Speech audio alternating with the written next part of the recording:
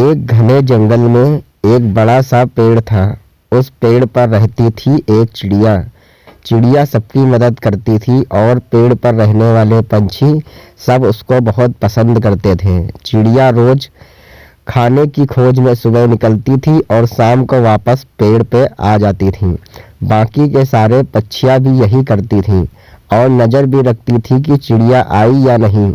एक दिन चिड़िया खाने की खोज में घर से निकली, पर वह घर वापस नहीं लौटी। बाकी के पक्षी सोचने लगे कि चिड़िया वापस आई क्यों नहीं। इसी दौरान वहां पर एक खरगोश, जो जंगल में नया नया आया हुआ था, वह रहने के लिए जगह ढूंढ रहा था। जब उसने पेड़ को देखा, खरगोश पेड़ के अंदर बस गया। बाकी के पक्षी खरगोश को रोक कर बोले, खरगोश, हमारी दोस्त चिड़िया यहाँ रहती है। वह अभी खाने की खोज में बाहर गई हुई है। वह थोड़ी देर में वापस आ जाएगी, तो बेहतर है कि तुम कोई और जगह ढूंढ लो।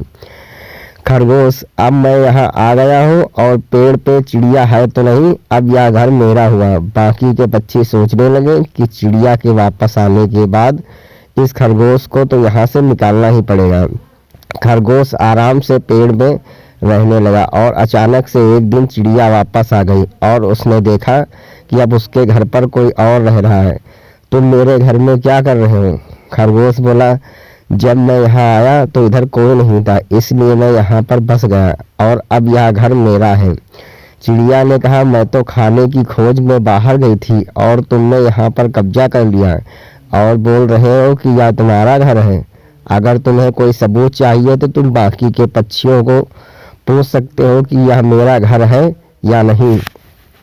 बाकी के पक्षी वहां आए और उन्होंने बोला था कि यह पहले से ही चिड़िया का घर है और खरगोश वहां से चला जाए। पर खरगोश बोलने लगा कि सारे पक्षियाँ तो चिड़िया के दोस्त हैं, ना तो वह उसी का साथ देंगे। तुम्हारे दोस्तों के अलावा हमें किसी और को यह बात बताना चाहिए ताकि वह इस बात का फैसला कर सके। बेचारी चिड़िया को लगा कि इसके अलावा कोई और रास्ता नहीं है और खरगोश की बात को मान लिया। उसी समय खरगोश ने एक बिल्ली को बुलाया जो उस रास्ते से गुजर रही थी। बिल्ली खरगोश के पास, हमारी दोस्त बिल्ली, हमें आपकी मदद की आवश्यकता है और आप इस समस्या को हल कर दें।